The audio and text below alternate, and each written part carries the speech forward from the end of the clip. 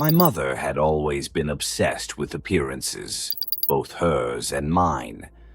Our house was a constant parade of polished wood, marble counters, fresh-cut orchids, and paintings that were far too expensive to hang in a home with a child. When I turned 6, she gave me a room that looked like it belonged to a Victorian heiress. Ivory-colored walls, lace curtains, a canopy bed, and a mirror. Always a mirror. The mirror was the centerpiece, large, oval-shaped, ringed with gilded vines and roses.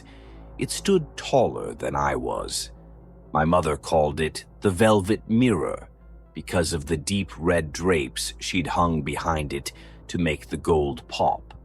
But I always felt like the name fit in a different way, like it was soft and suffocating, like it would smother you if you stared too long.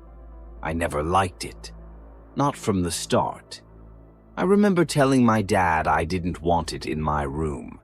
He tried to get my mother to move it, but she refused. "It's elegant," she'd snapped. "It anchors the room. It stays." After that, Dad tried to help in small ways. He'd cover it at night with a thick black cloth, taping it carefully so it wouldn't fall. It helped me sleep most nights.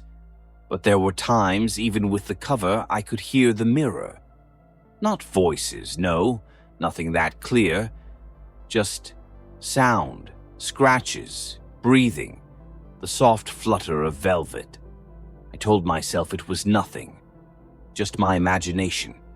I was 10, then 11, then 12, too old to be scared of furniture. But something changed the summer I turned 13. One night I woke up to the sound of tape snapping. Not all at once, just one corner, peeling. I sat up in bed, listening. Then another. I held my breath.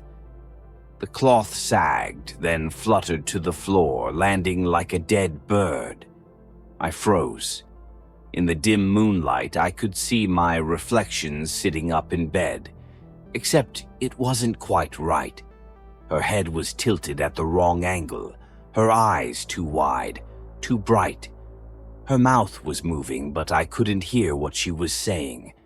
Then she smiled, a wide, unnatural grin. And behind her, something else moved in the dark.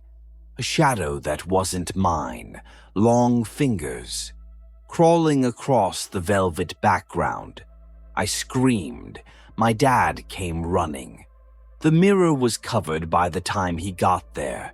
The cloth was back on, taped down tightly. I told him what I saw, and he sat with me until I fell asleep. By morning, the mirror was gone. Years passed.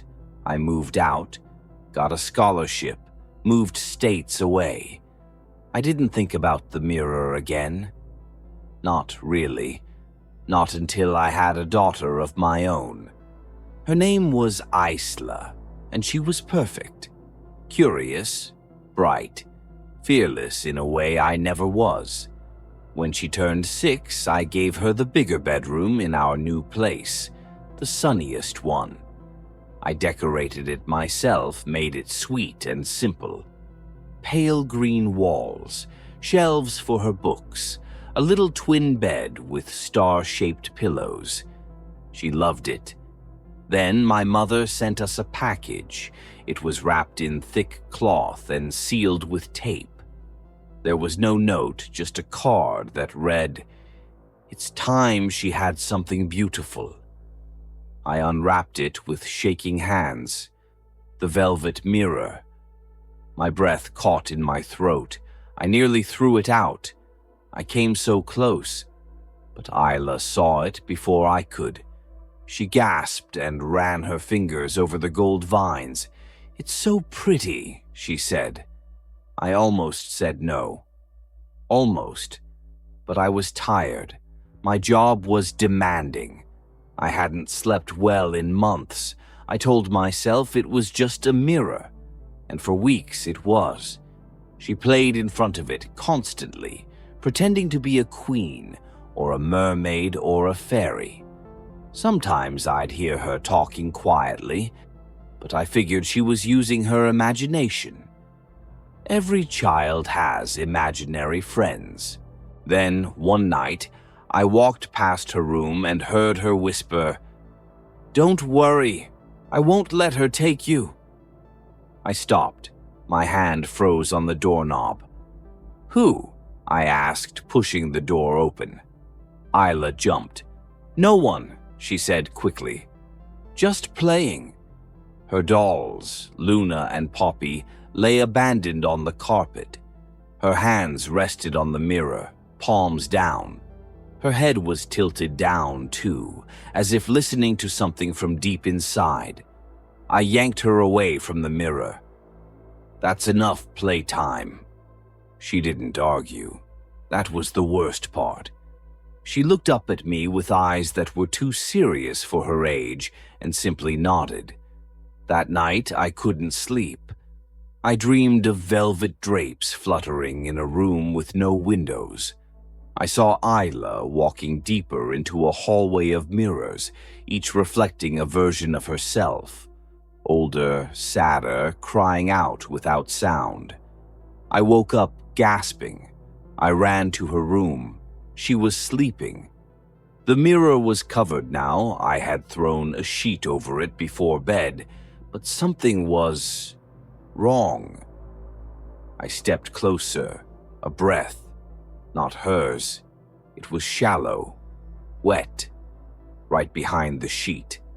My skin turned to ice. I backed out slowly and closed the door. The next day, I called a local antique collector to ask if he could take it. I didn't want to throw it out. I didn't want it anywhere near a landfill where someone else could dig it up. He agreed, said he'd come by in 2 days. That night, Isla disappeared. I heard the crash from her room at 3:17 a.m. I ran in and the mirror had fallen, shattered into hundreds of pieces. She was gone. Not a sound, not a trace. Just the broken frame, the glinting shards, and my own horrified reflection staring back at me. The police were called. A search began, but I knew, in my heart, where she was. Inside. They questioned me, of course. They examined the mirror. But no one believed me. No one ever does. The case went cold. My husband left. Said I was obsessed. Maybe I was. I covered our home in mirrors, trying to catch even a flicker of her face. And eventually, I did. 3 years later, just after sunset, I saw her. In the smallest mirror in the hallway, her eyes staring straight into mine, her fingers tapping on the glass. I screamed, ran to her, pressed my hands to the surface. She mimicked me. Then she mouthed the words, "He's coming." I watched her yank backward out of sight. The mirror went dark. I knew then that I had to go in. I tracked down everything I could on the velvet mirror. Legends, rumors, most of it nonsense, but one name came up more than once. Dr. Thorne, a former occult historian turned recluse. I begged him for help. At first, he refused. "It doesn't let go once it takes," he warned me. But when I showed him a photo of Isla, he changed his mind. "There's a way," he said, "but you won't return whole." I didn't care. He gave me a frame identical to the original and a shard of the broken glass. "Use this as the anchor," he said. "Place it in the frame. At midnight, stand in front of it with something that belonged to her. Speak her full name." I did as he said. The air rippled. The glass trembled. I felt my body being pulled, cell by cell, into the silver surface. Then I was inside. It was not a reflection. Not really. It was a hallway, endless. Velvet drapes hung like dead skins. The light was wrong, dim and bluish, like moonlight filtered through fog. I wandered for what felt like hours. Then I saw her. She was sitting in front of a broken version of our old mirror, clutching her doll. Her hair was longer, tangled, but it was her. She ran to me. I grabbed her, held her, sobbed. But it wasn't over. He found us. The creature from my childhood. The one I'd seen grinning at me with teeth like knives. It dragged itself through the hall, skin sloughing off in sheets, its fingers clawing at the velvet walls. I grabbed Isla and ran, but the hall shifted behind us, folding in on itself. Then I remembered what Dr. Thorne had said. Use the shard. Find a reflection. Any reflection. I pulled the shard from my pocket, held it up. A doorway appeared, but there was only time for one of us. Isla looked up at me. It's okay, Mommy. No, I sobbed. You go. You have to go. I pushed her through. She screamed for me, then vanished. I turned to face it. I don't remember the rest, just pain, screaming, velvet folding in, then light. I woke in my bed. The frame was shattered. The shard was gone. But on my nightstand was Isla's doll, and her laughter echoed faintly from the hallway.